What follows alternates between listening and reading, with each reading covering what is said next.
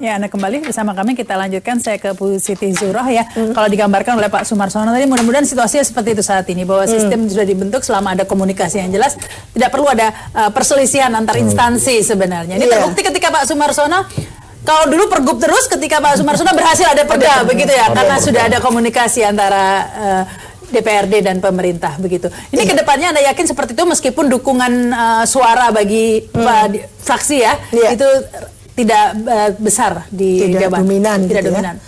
Malah di daerah lain itu ada yang jauh lebih kecil dari Anies Sandi dan top markotop gitu ya. Dalam arti kepala daerahnya apa? Dia punya cara sebetulnya ketika kepala daerah itu menyadari komposisi suara yang mendukung kepala daerah itu kecil, dia buat sedemikian rupa di pendopo itu ada istilahnya itu bukan public hearing, semacam rumah rakyat gitu. Jadi pendopo itu disulap seminggu sekali itu menjadi rumah rakyat. Itu antara lain di Bojonegoro.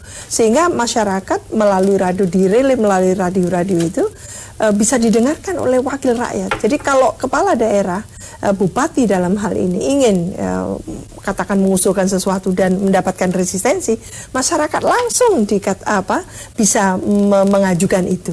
Lah, di situ sebetulnya DPRD gitu ya mau mendengarkan, karena itu memang suaranya rakyat gitu. Nah, itu ada berbagai cara yang bisa dilakukan oleh Anies Sandi seandainya mentok gitu ya nanti di DPRD. Tapi yang paling krusial sebetulnya adalah tadi kalau ada e-budgeting kan berarti ada transparansi. Bahwa pemerintahan yang demokratis itu pemerintahan yang betul-betul tata kelola pemerintahannya itu good kan gitu. Good governance. Good governance itu harus partisipatif, harus transparan dan harus akuntabel. Bisa dipertanggungjawabkan.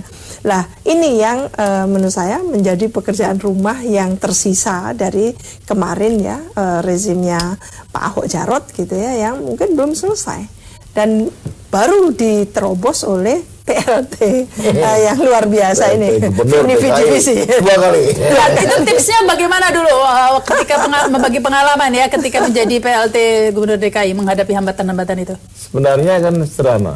Yang penting adalah komunikasi publik ya. Komunikasi publik itu menjadi bagian terpenting dari figur seorang gubernur. Komunikasi publik bisa langsung direct dengan publik, termasuk juga dialog di balai membuka warung di balai kota, dialog langsung dengan masyarakat dan seterusnya itu, maupun komunikasi publik melalui DPRD secara tidak langsung. Dua ini kunci sebenarnya. Kalau seorang gubernur dan wagub gagal berkomunikasi publik dengan baik, pasti akan terjadi persoalan missing di dalam manajemen pemerintahan daerah. Itu rumus saja.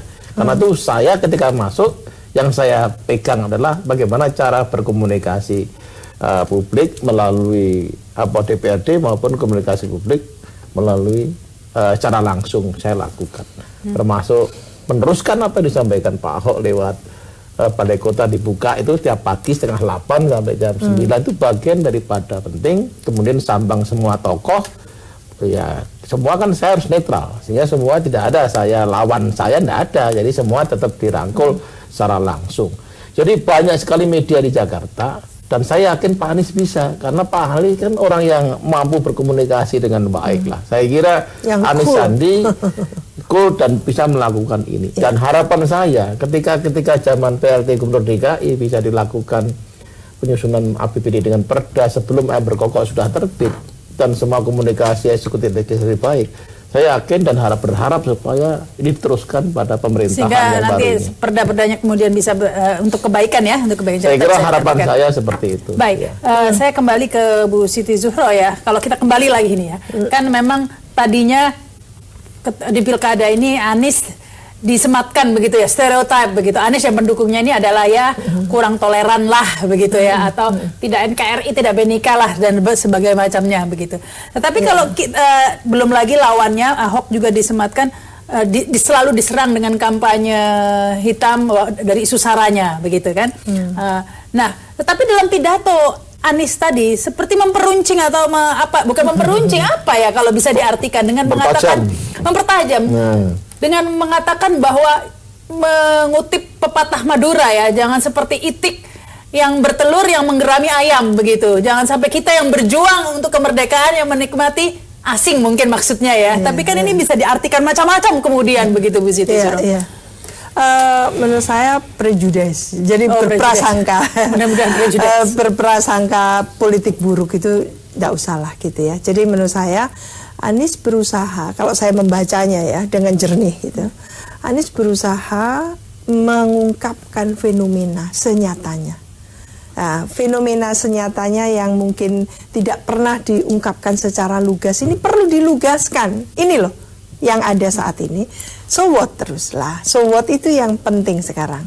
Lakukan tahapan-tahapan yang membuat, katakan gitu, situasi jauh lebih kondusif. Karena tahun depan ini akan menjadi tahun politik. Tahun depannya lagi, bahkan dari Sabang sampai Merauke, itu akan melakukan pemilu nasional. Nah, dan ini betul-betul menjadi taruhan kita semua dalam menjalankan sistem demokrasi yang tidak mudah ini. Demokrasi yang ditopang oleh sistem multipartai banyak, yang sistem multipartai banyak tadi itu ya kita mengharapkan partai-partai politiknya itu ya harus memiliki penuh dedikasi untuk memberikan pencerahan-pencerahan kepada masyarakat. Karena kuncinya di situ, jantung demokrasi itu ada di partai politik. Kita-kita sebagai yang tidak di politik gitu ya, itu mengharapkan betul ada perbaikan kualitas reformasi di internal partai politik. Saya ke Pak Sumarsono ya, kembali ke pidato Anies tadi bahwa berkali-kali menekankan keadilan sila kelima dan sosial bagi seluruh rakyat Indonesia, itu benar-benar ditekankan seakan menggarisbawahi terhadap fenomena saat ini. Kalau prejudice ya, meskipun bukan prejudice sih, kenyataannya memang itu yang menjadi masalah saat ini ya.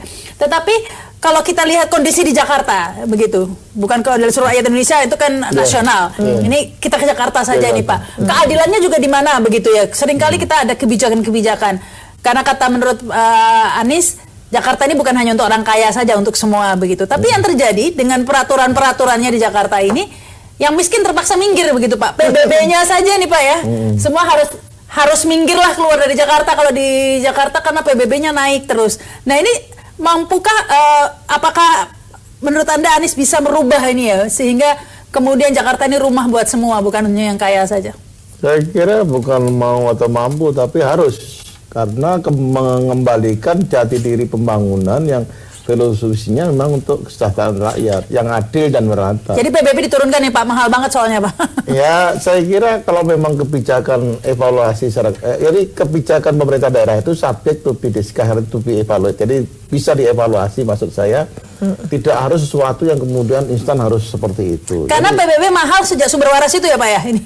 Ya, tidak demikian. Tapi jadi ada beberapa penyebab sebenarnya. Mungkin ingin sebuah keinginan untuk meningkatkan pendapatan dari sumber PAD dan seterusnya dengan harapan bahwa dari sini akan lebih banyak income yang kita peroleh. Tapi pertanyaannya adalah menjadi ketika itu dirasakan sebagian publik, ternyata itu kemudian memberatkan. Saya kira selama menjadi PLT Gubernur DKI, saya merasakan keluhan ini aspirasi banyak sekali.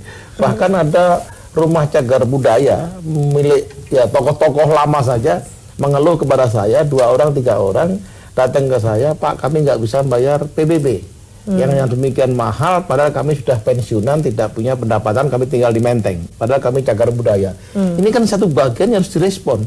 Bagaimana dia nggak berpendapatan membayar sekian puluh juta, sementara rumahnya adalah cagar budaya, seperti halnya rumahnya Pak Ruslan Abdul Ghani misalnya, seperti itu. Jadi ini semua keluhan kami rasakan, dan sekarang setelah ketemu Pak Jarod, saya sampaikan hal ini, dan kayaknya ada keinginan untuk melakukan evaluasi kembali tentang pajak-pajak PBB khususnya yang sangat mahal di Jakarta ini. Terutama di Menteng ya, karena banyak pejuang-pejuang yang tinggal di situ ya. Itu, oleh karena itu dalam melihat kebijakan, tidak untuk kemungkinan ketika Pak Anies kemudian melakukan evaluasi dan menurunkan kembali kepada demi untuk keadilan rakyat Jakarta dan yang merata tadi. Kalau memang terasa beban ya why not? Ya karena saat ini terpaksa orang yang terbebani menjual begitu ya, menjual rumahnya dan pindah ke pinggiran. Akhirnya yang beli ya kalangan itu saja begitu ya.